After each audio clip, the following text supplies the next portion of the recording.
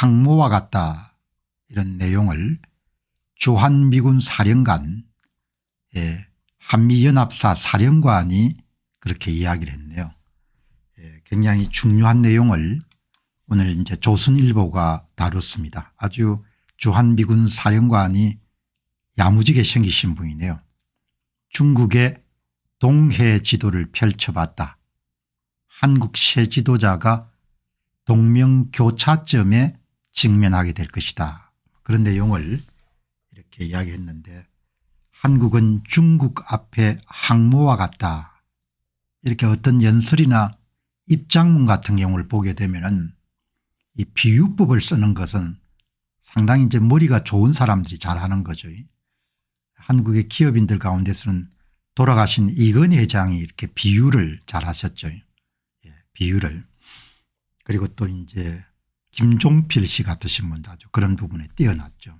이 굉장히 중요한 내용이기 때문에 주한미군 사령관, 한국은 중국 앞에 항모와 같다.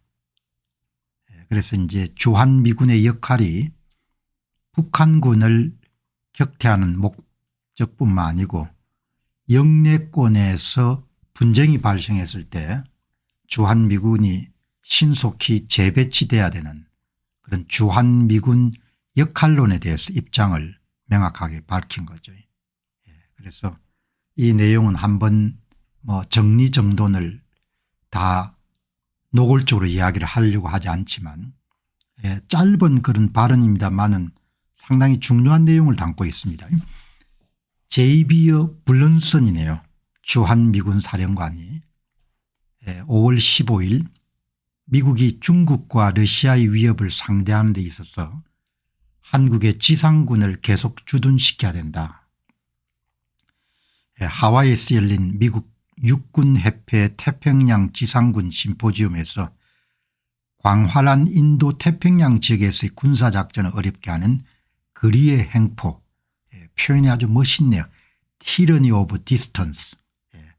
흔히 우리가 이야기할 때 다수의 폭정, Tyranny of majority, 그런 표현을 많이 쓰는데, 이 주한미군 사령관이 거리의 횡포, 거리가 주한미군처럼 이렇게 영내권 분쟁에 개입하는데 지리적으로 근접해 있는 그런 유용한 그런 장소에 있다, 그런 내용인 거죠.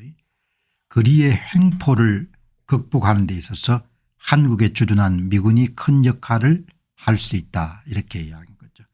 대만에 분쟁이 발생하거나 남중국해에서 미중 사이에 갈등이 생기게 되면은 한국에 주둔하고 있는 2만 5천여 명 정도의 주한미군들이 그런 거리의 횡포의 제약 조건을 넘어서서 신속하게 배치될 수 있다, 이런 내용을 하는 거죠. 한국의 지리적 위치가 전략적으로 중요하다면서 한국이 베이징과 가장 가까운 동맹의 존재이고 일본과 중국 본토 사이에 떠 있는 섬이나 고정된 항공모함과 같다. 한국은 반도국가죠. 반도국가. 스페인이 반도국가였고 이탈리아가 반도국가였지 않습니까? 두 나라는 이제 역사적으로 굉장히 흥한 경우가 있었는데 결국은 지금 북미 대륙을 발견한 사람들도 이탈리아의 도시국가인 제노바 출신의 크리스토퍼 콜룸부스지 않습니까? 그리고 한때 대양을 호령했던 그런 스페인이나 포르투갈도 다 반도국가죠. 한국의 국군은 해양을 향해서 열심히 진출할 때 그때 국군이 꽃을 피웠지 않습니까? 그런 내용을 이제 동맹관계를 굉장히 강조하는 이런 표현은 일본과 중국 본토 사이에 떠 있는 항공모함과 같은 존재다. 아주 멋있네요. 그리고 Tyranny of distance, 이런 표현도 멋있고요. 한국에 주둔하는 미군은 여기서 아주 중요한 표현입니다. 북한, 러시아, 중국 지도부의 셈법을 바꾸고 비용을 부과하며 어느 충돌에서든 우리나라의 가장 고위급 지도자들에게 선택지를 제공할 것이다. 주한미군이 있음으로 인해 가지고 영내에서 발생하는 미중 사이의 갈등이나 미르사의 갈등에서 미국입니다. 미국의 지도층들이 어떤 전략을 사용할 것인가에 대한 선택 대안을 충분하게 제공하는 데 굉장히 유용한 수단이자 도구다 이렇게 이야기하는 거죠. 그다음 표현도 아주 여러분들 이 주한미군 사령관이 하고 싶은 이야기입니다. 주한미군은 북한을 격퇴하는 것에만 초점을 맞추지 않는다.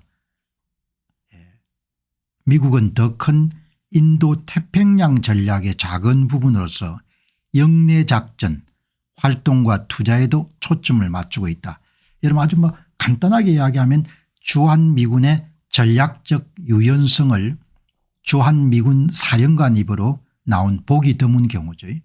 서로 다 잘 알고 있고 그런데 주한미군 사령관이 공식적인 시포지움에서 주한미군의 여러분 역할이 북한을 방어하기 위한 그런 역할만이 아니고 영내에서 분쟁이 발생했을 때 미국의 이런 지도층이 선택할 수 있는 그런 유용한 도구다 이렇게 여러분들 이야기를 하는 거죠. 여기에 대해서 이제 또 다른 생각을 가지신 분들도 계실 겁니다. 계시는데 어떻든 간에 항상 제가 방송에서 자주 말씀드리는 것과 같이 한국인의 입장이 아니고 주한미군은 한국인의 지휘를 받는 그런 군대는 아니니까 미국의 지휘를 받는 군대니까 미국의 지도부가 주한미군을 평택에 주둔시키는 이유가 뭔가 조금 기분이 나쁘신 분도 계실 겁니다. 이제 그럼에도 불구하고 미국 측 입장에서 생각을 하는 그런 훈련을 좀 하는 게 좋죠. 그리고 도널드 트럼프 대통령을 영어 표현으로 배싱이라 하지 않습니까? 두들겨 패는 그런 국내 여론들이 많지만 그럼에도 불구하고 도널드 트럼프 대통령이 세계 대통령이 아니고 미국의 대통령이니까 미국 대통령 입장에서 저렇게 하는 것을 어떻게 평가할 것인가 이렇게 보게 되면 조금 더 객관적으로 사안을 볼 수가 있겠죠. 자, 여기 이제 보시게 되면은 그러니까 북한 방어용뿐만 아니고 미국 입장에서는 대만 분쟁이나 이런 부분에 문제가 생기게 되면은 미국이 사용할 수 있는 많은 그런 선택 대안 가운데 하나다 이런 이야기인 거죠. 그 이야기를 이렇게 이야기하면 저는 동의를 합니다. 왜냐하면은 미국 입장에서는 주한 미군이나 또 주일 미군이나 모두 다 미국의 관할권에 속하는 그런 군대니까 본인들이 세계 전략을 이렇게 추진해 나가는 과정에서 분쟁이 생기게 되면은 주독 그런 미군이나 주일 미군이나 주한 미군이나 그렇게 이런 활용할 수 있는 대안 가운데 하나다 이렇게 볼 수 있는 거죠. 그래서 이제 6월 3일 날 새 정부가 등장을 하게 되면은 이런 부분들이 좀 충돌할 수도 있겠죠. 충돌할 수도 있고 이제 그것이 한국의 안보에 대해서 깊은 관심을 갖고 있는 한국뿐만 아니라 미국의 사람들이 굉장히 우려하는 부분 가운데 하나인데 보통 국민들의 생각은 아주 확고하네요. 이걸 설문을 한번 조사를 해봤습니다. 보통 시민들이 어떻게 이 문제를 보느냐. 주한미군은 북한을 격퇴하는 것에만 초점을 맞추지 않는다. 더 큰 인도 태평양 전략의 한 부분으로서 영내 작전에 초점을 맞추고 있다. 주한미군 사령관 발언 주한미군 역할론에 대해서 어떻게 생각하십니까?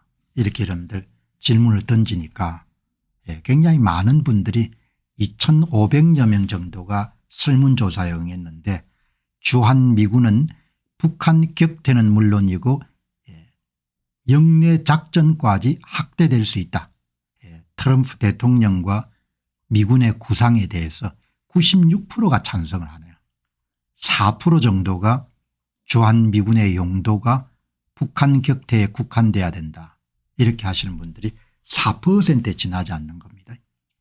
그러니까 이런 이제 국민들의 바람이나 염원을 다음에 등장하는 그런 정부가 수용할 수 있을지는 모르겠지만 아무튼 간에 보통 시민들은 한국의 군대가 아니고 주한미군이 미국의 군대다 이런 부분을 충분히 알고 계시구나 그런 점을 확인할 수가 있었습니다. 자, 여러분 지금부터는 자 이게 이제 지금부터 이제 투자 문제 한번 여러분들 다루도록 그렇게 하겠습니다. 투자 문제 오늘 4편으로 나누어 가지고 이 한국 사람들이 참 똑똑합니다. 그러니까 뭐 이런